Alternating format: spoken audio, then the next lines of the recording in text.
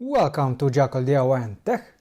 In today's video, I thought we would look at a cheap Chinese microphone, what its quality is, and if we can make any improvements to it, at least on the chip. So the microphone in question is this one. Now what was inside the box? It was the microphone. How cheap was it? 15.5 euros. Let's see if it's still available. It is not. I have bought it quite some time back, but if we type BM800 microphone, you can still get it for 15 euros, and it comes with, let's just check, so the foam for the top, the cable, which in this case it's XLR for the microphone connection, and the other end is 3.5mm jack, and you also get the stand. Now if you want to do some modification to this microphone, it has one major downside, at least the one that I have. Do you notice any difference between this microphone that I have and one on the picture? This is plastic, and supposedly that one is metal. And why is this a downside? Well, the metal, the whole housing, is supposed to be metal so that it conducts the ground. If it does not, well, good luck grounding the microphone. In any case, what was the capsule inside this microphone? Because that is the only thing that you actually want. It was this one. So this is a capsule inside the BM800 microphone. But again, I have no idea if this microphone body that we're after is any good.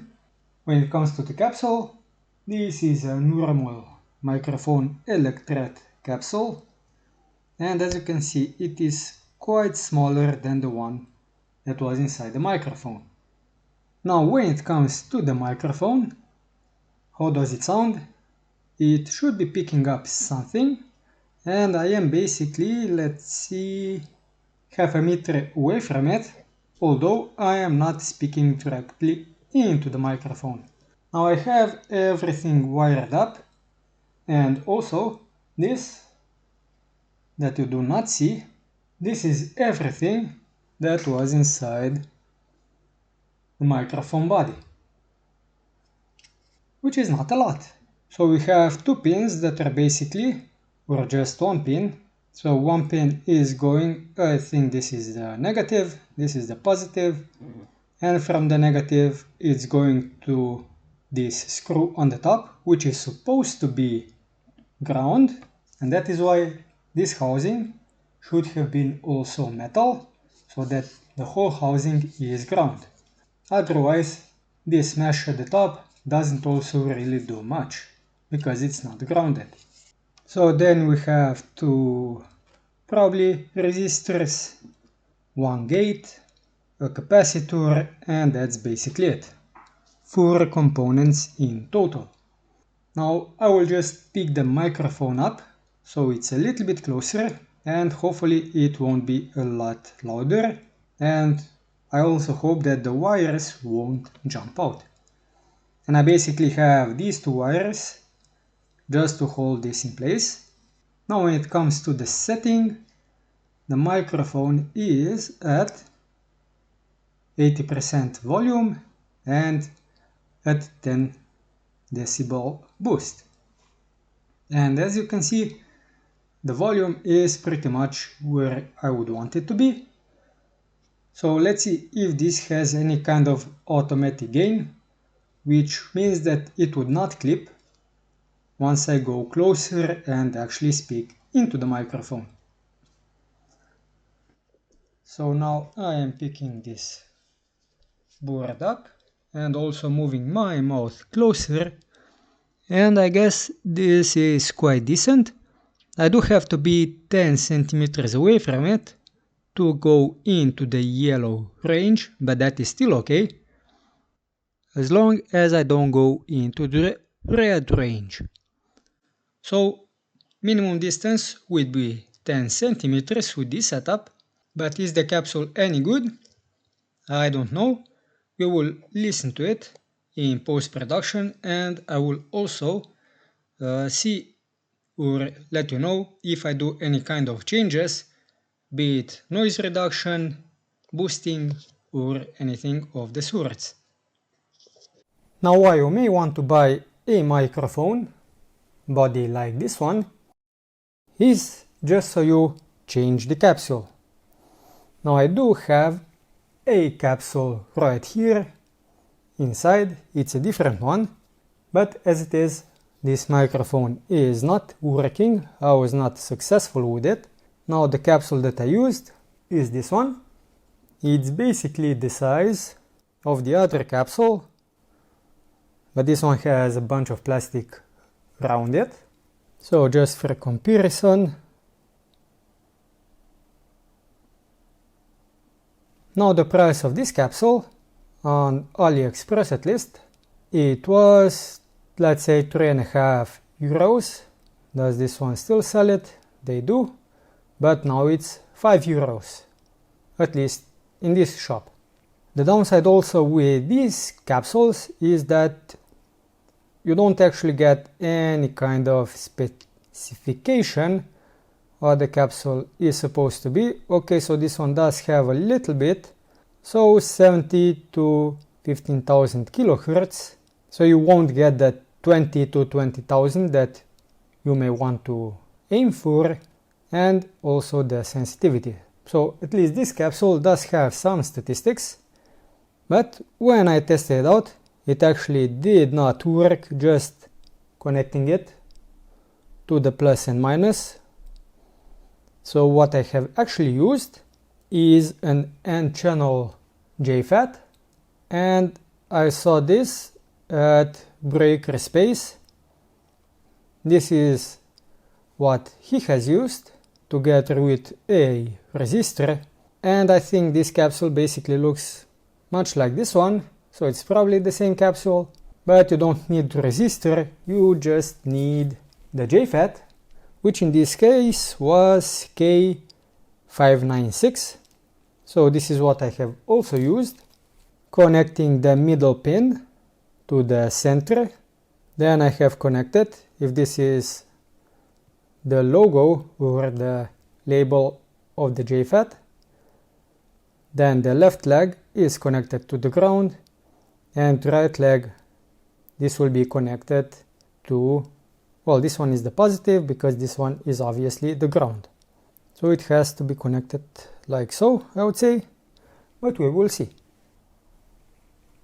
Now, as you can see, just connecting the microphone as is with the JFET, with the K596 JFET. I have no idea if we're clipping, probably not, but most likely we have a lot of noise. And also I should be speaking like so. So the capsule is in at my mouth, so that looks okay, but we do have a lot of noise.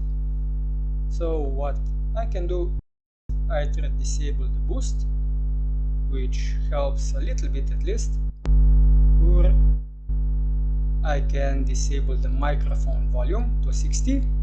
Now with this microphone I most likely will have to disable the noise or remove the noise in post-processing.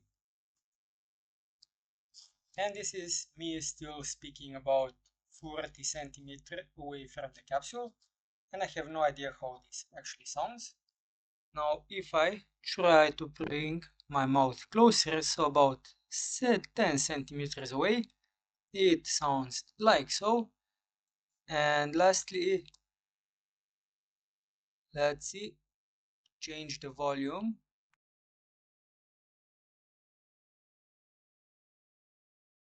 At 0 made, well, no noise. So let's see if the microphone would be at level 20 with 10 decibel boost. It sounds like this. Maybe it is okay. Now it should still most likely be all the way down to the left when I'm not speaking, but most importantly it is how this actually sounds while I am speaking. Is it too loud, too quiet, noisy?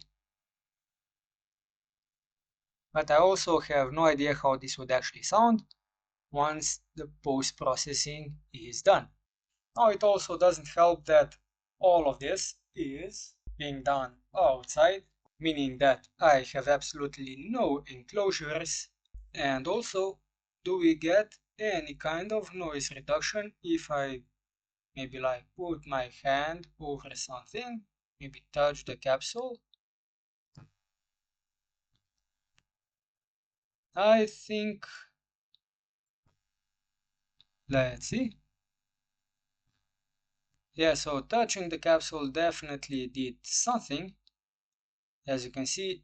So a ground is definitely what you want with a capsule like this one. Now this was just a quick test to see if an aftermarket capsule actually does work and how well it performs. I can maybe do a second test with a different capsule. And this is a big boy capsule. As you can see, it's even larger than this plastic housing. And I will just connect it so to the plus and the minus and see if I get any kind of response in OBS or in the mic properties. If I touch the positive, which is the middle, so the orange one, and the negative, which is this one, if I just touch these two, the capsule will be doing absolutely nothing. At least it should not. It is doing something right now, but it stopped. So as you can see, nothing. The capsule is most likely not dead, but it does mean that it also needs like this doohickey K596 JFAT to get it up and running. So we'll quickly do that test. Let me just get my soldering iron. So the middle pin goes to the center connection. This is the positive. In this case, the left leg goes to the negative, and then the negative connects to the negative, which is yellow wire in my case, and the positive connects to the right leg. And see if we get anything now.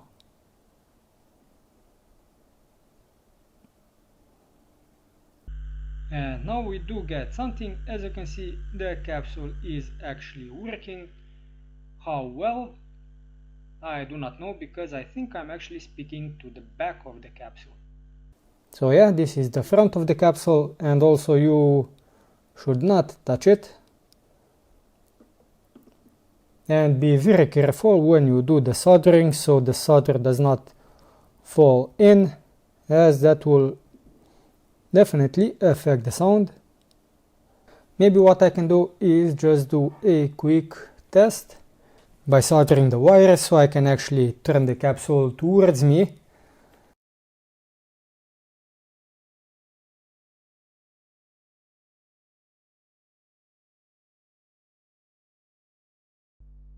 Wow, look at that level. Did you see that? So I'm not touching the capsule at the moment whatsoever. And I think it's pretty much the same as it was before with this capsule. Now if I just put my hand over some of the electronics, nothing. Maybe if I touch the XLR cable or the connector, well, there was some difference, as you can see. Now if I touch the capsule, what will happen? Maybe with both fingers. That also does affect it. So this is definitely something that has to be changed, either in post or using well, one more component at least, like resistor maybe, so that we don't have that much noise. I'm not much of an audio guy though, so I don't actually know what I would have to change. Now when it comes to this capsule and this one, you actually don't need the PCB like the one that was inside the microphone body. You can actually just connect it using a TRS jack. So tip, ring, sleeve. Use two wires. One is just connected to the plus, so the center, this is the tip, and the other is connected to the bottom, which is the sleeve. And if you then connect this to the PC, it actually works. I have tested it with this capsule, and also the result was basically the same. As you can see right now with this capsule, there is a lot of noise. So the noise has to be somehow removed, and also the audio gain adjusted.